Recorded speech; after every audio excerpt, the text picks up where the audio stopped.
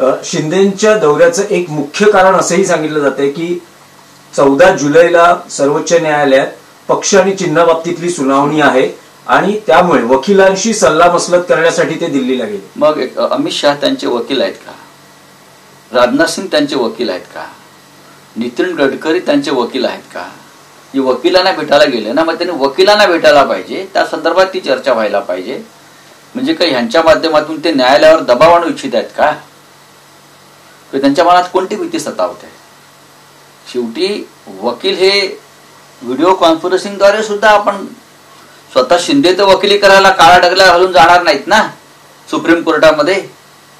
म्हणजेच तुम्ही अमित शहांच्या माध्यमातून किंवा राजनाथ सिंग यांच्या माध्यमातून किंवा अन्य केंद्रीय नेत्यांच्या माध्यमातून हा खटला आतापर्यंत जो काय रेंगाळत ठेवला आहे किंवा निर्णय तुम्हाला हवे तसे निवडणूक आयोगाकडून घेतले, तुम्ही त्याच माध्यमाचा वापर करताय का हे सिद्ध होत आहे। मग राऊत साहेब, सत्ताधारी पक्षामधले आमदार संजय गायकवाड यांनी जी मारामारी केली त्यानंतर अजून देखील त्यांच्यावरती गुन्हा दाखल झाला नाही। सो मोठा गुन्हा दाखल करू शकतात तरी देखील केला गेला गुन्हा दाखल झाला नाही म्हणजे सुप्रियाताई सुळे यांनी पुण्यात स्वारगेट पोलीस स्टेशनला गुन्हा दाखल केलेला आहे। त्या खासदार आहेत, बरोबर आहे।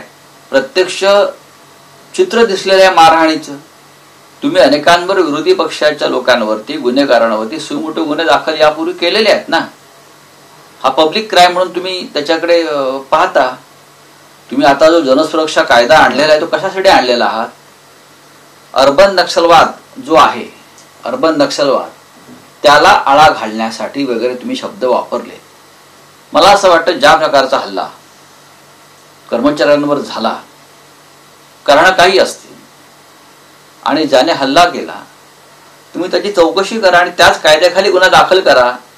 तो अर्बन नक्षलवादी आहे का की ज्याने सार्वजनिक ठिकाणी शासकीय कामाच्या ठिकाणी अशा प्रकारे हल्ला केला?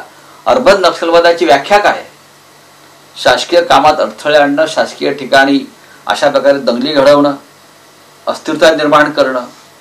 बरं, हा जो कडवटपणा असतो नक्षलवाद्यांमध्ये तोच मला त्या आमदारामध्ये दिसतोय। म्हणजे अर्बन नक्षलवाद हा जो तुम्ही काय मुद्दा आणलेला आहे हा अर्बन नक्षलवाद असेल तर तुम्ही त्यानुसार त्यांच्यावर कारवाई करा। नाही, पण राऊत साहेब, पोलीस म्हणतात की या प्रकरणात अजून काही तक्रार नाही त्यामुळे कारवाई नाही, पण ज्याचं कॅन्टीन आहे, ज्याच्याकडे त्याचं कंत्राट आहे, ते कॅन्टीन बंद झालेलं आहे, त्याचा ठेका रद्द केलेला आहे, पण आमदारावर अजून काही कारवाई नाही। आज मुख्यमंत्र्यांनी म्हटलेलं आहे